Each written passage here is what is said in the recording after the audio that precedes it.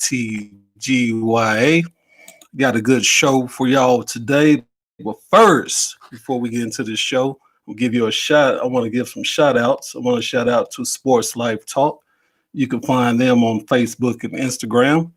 Also, I want to give a shout out to Trackborn as well. If you're looking for uniforms, track suits, if you're running unattached, if you're running with the team, get with Trackborn and he can get you going.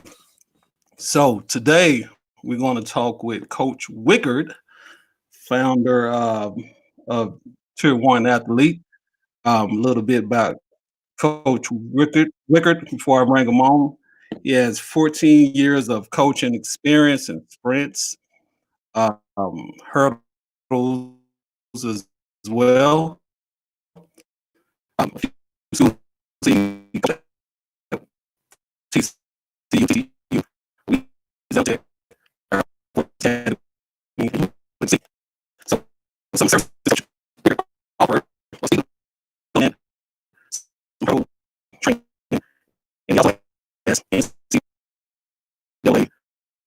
Recruiting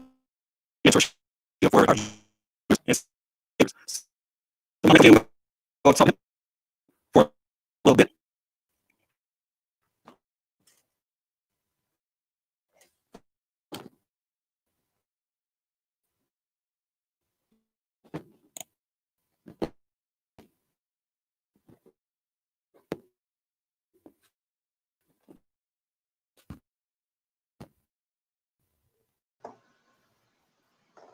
What's going on, Coach? Can you hear me? I can hear you. How are you? Oh, I'm doing good. You're coming in slowly but surely. Hey, with the whole I COVID, think as we you know, finally it's the got it internet. going. Oh yeah. We finally got it going. I'm glad you joined the show today, and we're going to talk a little bit about some track stuff. All right. I look forward to it. Thanks for inviting me. Oh yeah, not a problem at all. So Tier 1. So let's talk about a little bit about Tier 1. What is Tier 1? Why did you found? Yeah. So I found it when actually while I was coaching at TCU, and I wanted to give back to my hometown, which is in Scottsbluff, Nebraska.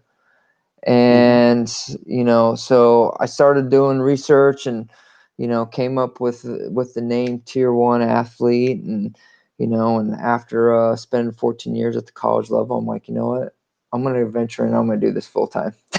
So I'm in uncharted territories, but Tier 1 is basically, in a nutshell, it's a platform for myself to utilize to reach out to youth athletes from 7 all the way up to 18 years old.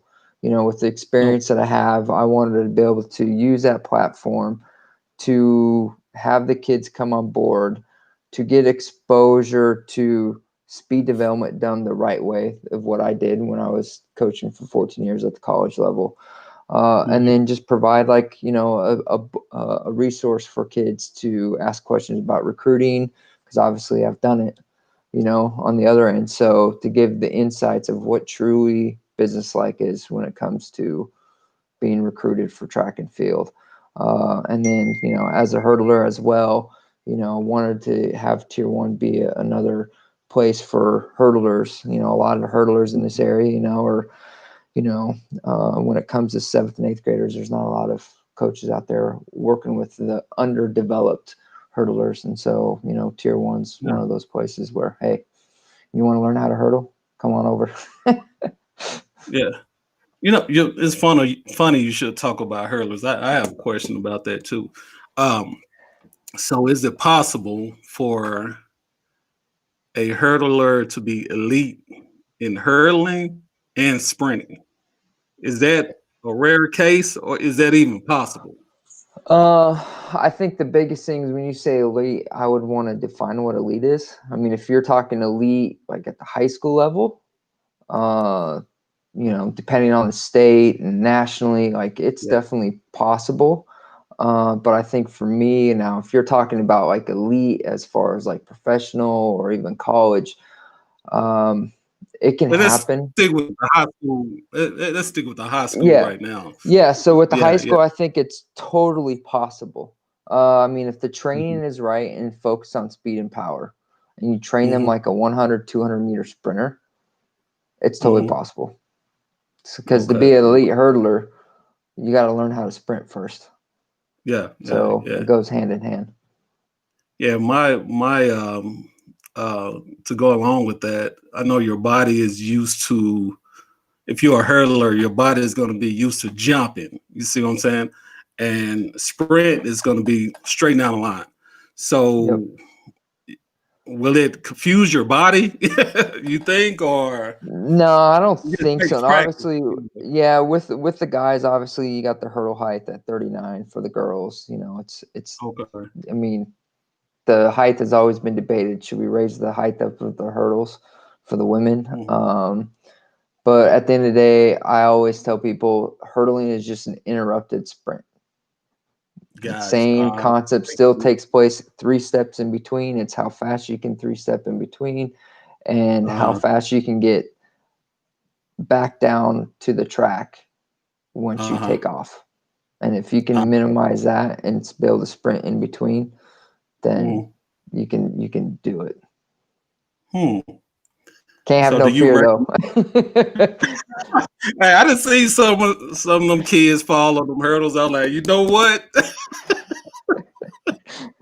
Dust off, you're gonna be okay. Keep going. Ah, it was brutal. I done seen some brutal falls, you know. Oh, Uh, I've done it myself. yeah, yeah.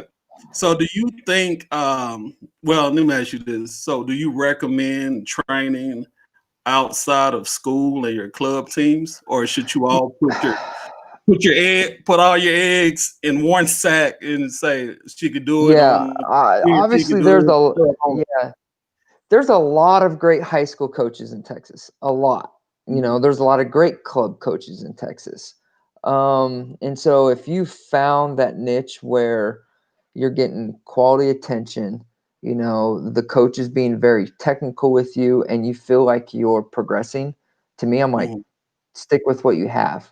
But if you're not happy and you're like, oh, you know, they don't really have a hurdles coach or I'm not mhm, really getting attention. I see there's nothing wrong with going to someone like myself or other people in the area that specialize in hurdling. okay. Now, the biggest thing is with that is there has to be communication. I mean, Yeah. all between high school coach to club coach to even the private coach, because a lot of times you don't want to cross train. You don't want to Mm, go to one coach and then all of a sudden like, oh, well, you guys did this. Well, now we're doing too much and overtraining possibly. So communication okay. has to be huge. There's got to be willing to be teamwork together to make it Mhm, happen. If there's not teamwork and an openness to overall come together to help the athlete, then it can be a challenge. it could be rough on the athlete too. I definitely get Yes. that. Yep. I definitely get that. So, do you recommend the parents? I guess they have to keep if they're going to train if they're going to train outside the club. I guess they got to keep the communication open with the trainer as well as the coach. So, do they Yep. need to contact the high school coach, like email them or let them know, hey, my kid is doing some outside training. You know, as some coaches get some high school coaches. Yeah. I think you got to, as a parent, you have to, and even as the athlete, you have to understand what situation you are. I mean, you should know, like, hey, if I go to the coach and say this, I probably know how they're going to take it. Yeah. Some I'm like, hey, totally fine. You know, Hmm. who is it? You know, okay, hey, let's collaborate together. Like, there's one girl that's a senior that I'm going to work with. I'm lucky that her dad's her coach.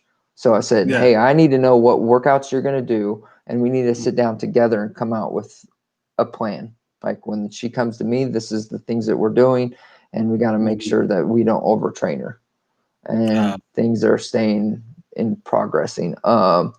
So I think it just depends on the situation.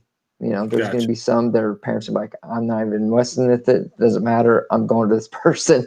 So Yeah. if Yeah. that's the case, Yeah. and the coach is not really being communicated with because of certain egos or, certain reason. I think it's even imperative for the athlete and the parent to communicate with someone like myself or another coach outside of saying, hey, this is what we've done today, or this is what we did yesterday.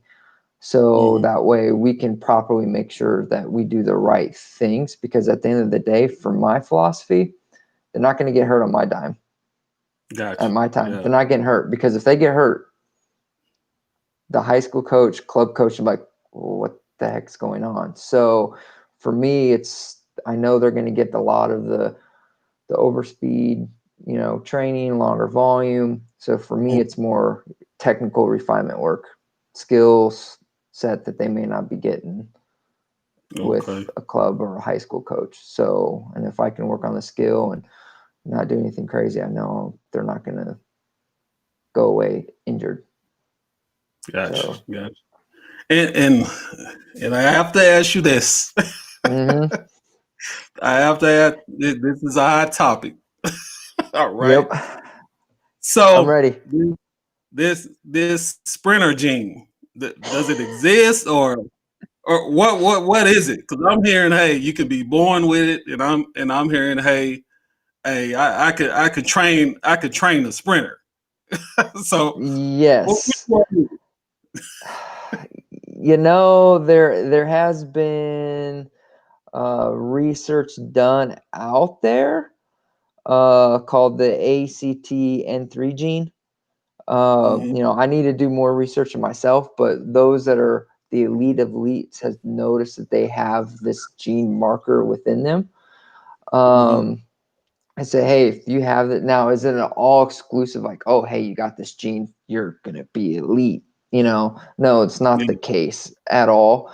So, I mean, is it 100% solid link to like, hey, if you have this gene, you're going to be the next Usain Bolt or the next gold medalist? No, not necessarily, but at the end of the day, it still goes back to, the question I always ask myself when you hear people like, well, they're just genetically gifted. How do you really know that without, you can say, oh, I can just see it. Are you going to go take every single athlete and go, hey, let me genetically test your genes, see if this ACTN3 is in your system? Yeah. And then say, okay, they're genetically gifted. Well, you still got to train them, So to me, it's like, okay, that's great. That's good to know. But you still got to train them. You still got to coach them up. You still got to teach them, coach them with the right workouts to do, the right sprint mechanics, right fundamentals. So there is a give and take, but at the end of the day, they have to be coached. I mean, if that was the case, if that wasn't the case, then you don't need to coach football. Don't need to coach any other thing. It's like, hey, you're genetically gifted. We don't need to teach anything. Go.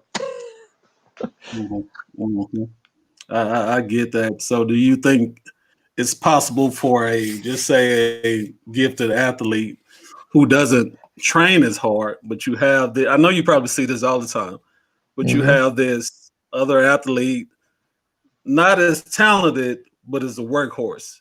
Will that athlete ever pass the gifted athlete? I think, yes, it's possible, because with talent and hard work, anything's possible. Now, let's just use this for a number. Let's say it's a guy that runs 10:40 in high school, and another guy runs 11:1. Okay. What's the chances of them truly beating the 10:4 kid? Is there going to be days that they could possibly beat him? Yes. But the uphill battle to get to the 10:4 kid is going to be a lot harder. The gap is a lot bigger and stuff. So can they get there? Yes. But now the question is, how much is the 10:4 going to improve? Are they going to go to 10:4 to 10:1? Are they going to go 10:4 to like 10:30 high? Because the faster you get, the smaller the window is for seeing bigger improvements. So Mm, it's a mixed bag. You can't just sit there and say, hey, now there's been kids that have done it, but you look at them like, can you say, oh, this is what it was that made this kid go from 11-1 to 10-4, 10 flat? It's so hard to say. yeah. Okay. Okay. I definitely get that. So another question I have, is it possible, because you have these parents, right? My kid, they run the 800, but she a sprinter. I know she a sprinter. She just need he or she just need to be trained to sprint. She's not a mid distance. So can a mid distance runner transition into a sprinter? What do you think? I would say it depends on the level. Let's say the kid's senior in high school, and you're talking about that. Depending on what they run, it's probably too late to try to even transition them. Honestly, Mm, now the other thing comes down to this. Okay, what kind of training are they doing 800? Because let's be honest, a lot of the 800-meter runners are being trained for the distance stuff, right? Go out and yeah. run 20 miles a week, 30 miles a week. We're going to do repeat thousands, intervals. Well, depending on how long they've been in that, you're asking them Hmm. now to transition and do, maybe a short to long approach or a middle, like we're going to do some long and some short. So you have to ask yourself, like, is it really wise for them to go down? And if they do go down, how much time do I have? Now I would say if you're like a youth kid from 10 to 13, oh, heck yeah, start them with speed first, train them as a sprinter. And then as Hmm. they age and mature, if you're starting to see things, hey, maybe they can bump up, and do the 8. Because at the end of the day, you still got to have good foot speed to run at 800. I Yeah, mean, it's all yeah. about speed reserve, but someone, you make train them as a sprinter, they'll get faster, but at the end of the day, are they going to get to a certain speed that's going to make Hmm. them a good 800-meter runner? It's Hmm. possibly could, but they might not though.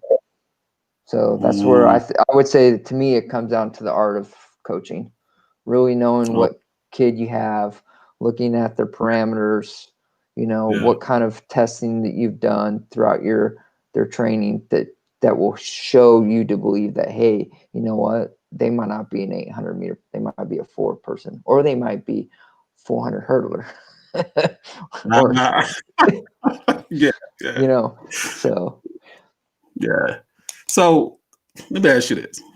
So why do sprinters hate the 400 so much? No one likes to hurt, man. And you got to do the longer lactate work, the longer volume work. No one likes to do that, man. No The one likes to 400 do and that. 4x4. No one likes to do that at all. But let me tell you, those that are willing to do it, they become really, really good. Yeah, yeah. Hey, yeah, yeah, that's true. Become really good, and college coaches like that. Yeah. Oh yeah. Oh yeah. Oh yeah. So well, we were talking about track meets a little bit and races. So is it important to you for athletes to PR at a track meet or get a medal at a track meet? First of all, I liked the You other know my episode take. that you did. It was good. Um, Yeah. so I'll give you mine, and there's gonna be 2 parts to it. Okay. Okay. Let's say districts. Okay. Do you want a PR, Mhm. or do you need a place to go on to the next round? You PR, but you don't go on to the next round. You can be like, yeah, but from a coach's standpoint, they're like, great, congratulations, but you didn't go Yeah. to the next Yeah. round. So Mhm. it Yeah. Yeah. depends. Now, if you're at, let's say, Jesuit Relays, PR, and you didn't Mhm. win, great, awesome. Let's celebrate that you PR'd. That's good. Let's keep going. But I've learned, if it's state regionals, I don't care less about PR. It's about placing and being where you need to go, score the points to move on to the next round. Yep. Cool. So look, we'll use it at this as example, right? There was a young lady that didn't make the Olympic team, right? Yeah. And she broke the world record later. Mm-hmm. Got the world Yeah. record. Is she happy about it? Probably. But she was like, man, I wish I would have done this to make the team and did it then. I'd rather have, she probably wants the gold medal still. Coach. I mean, it just depends on the situation. Yeah, you're right. You're right. You're right. Yep. You definitely right about that. Another piece I did was on the I called it COVID-19 action plan.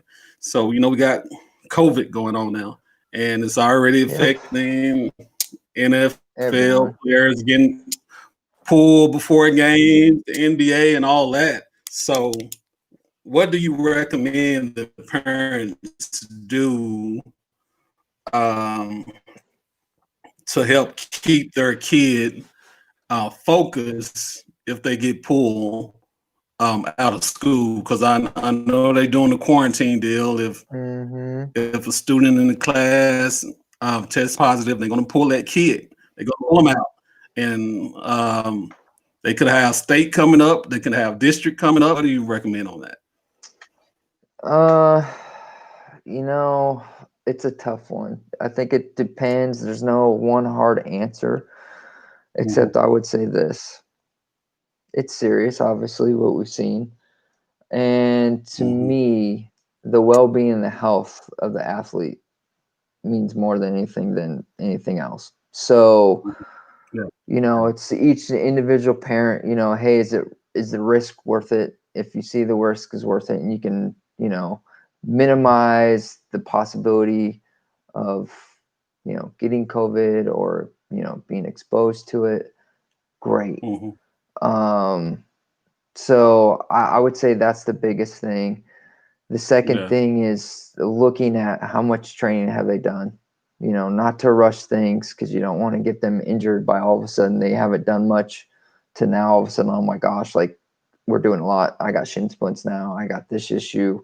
So, for me, I use the analogy, don't cook the steak fast. It's never tasty when you cook the steak fast. Slow cook it, let it marinate, simmer, get the good juices going. Same thing for training.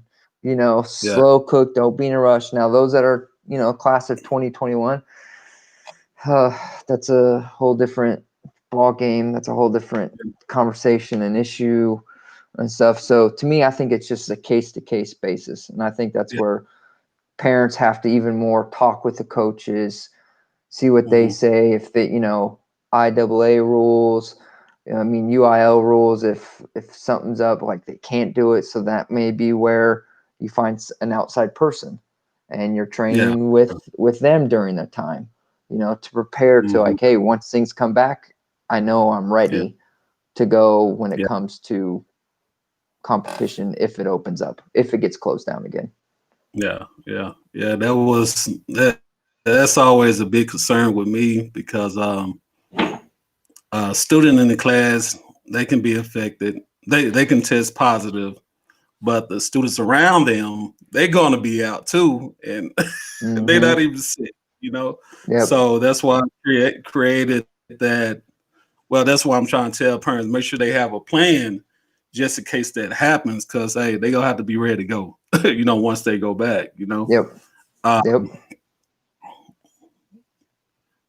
Let's see.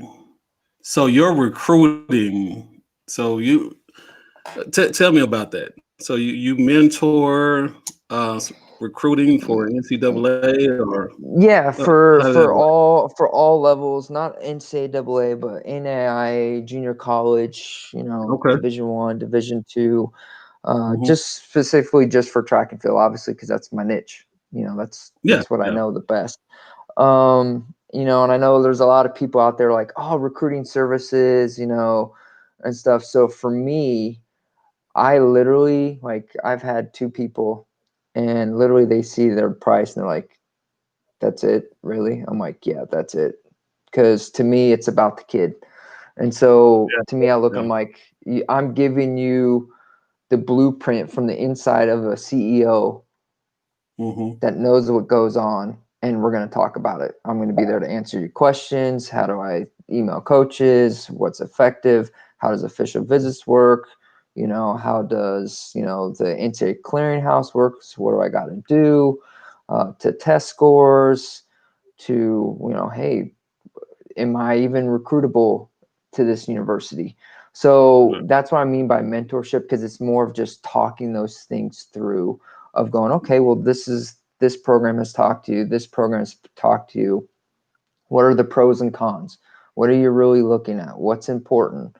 You know, so it's really just, I'm being a sounding board to them and their parents more than anything, and give them insights. Hey, have you thought about this? And a lot of them like, oh no, because, you know, a lot of them don't understand how the inner, you know, business side of recruiting works. So that's, you know, for me, that's what I do. You know, it's not like, hey, I'm going to pub you all to all these universities and people with the connections I have, you know, because that's not, I've been doing it long enough. That doesn't even guarantee anything. It's more like, here's the steps you need to take as parents and as an athlete to get yourself in the best possible position to be noticed, to be seen, to get emails back, to possibly get a phone call. And so it's just truly just a mentoring, just coming along and guiding both the athlete and the parents through the process.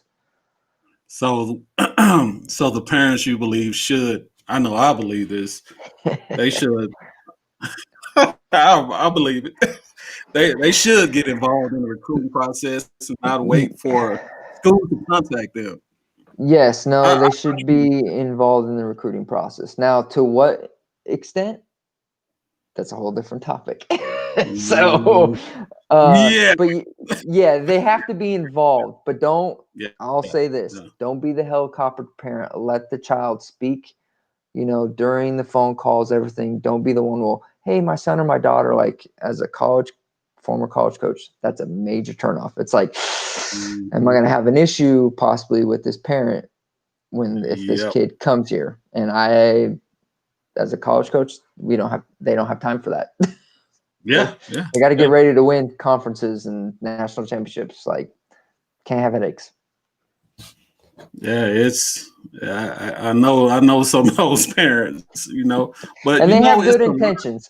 They have good intentions, you know, but yeah, parents definitely should be involved. You know, a lot of things that I can say is, you know, as a parent, is follow up, like, hey, how's this going? Have you gotten these calls from these kids? Like, so being more intentional of asking the kids, hey, have you got any texts? Have you got any messages from Instagram, social media, Twitter, things like that? Yeah, I know they have a lot of recruiting stuff out, like is it UCAP, where you can pretty much go on there and fill out a questionnaire and email it to a coach or whatever. But you know, the parents put pressure on these kids.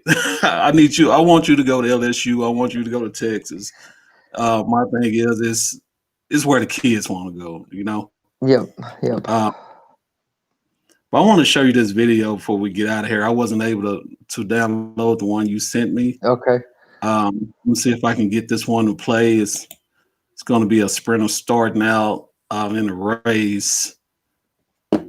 And let me see if I can get it to play. Unavailable, guess not. But let me ask you this. So a sprinter,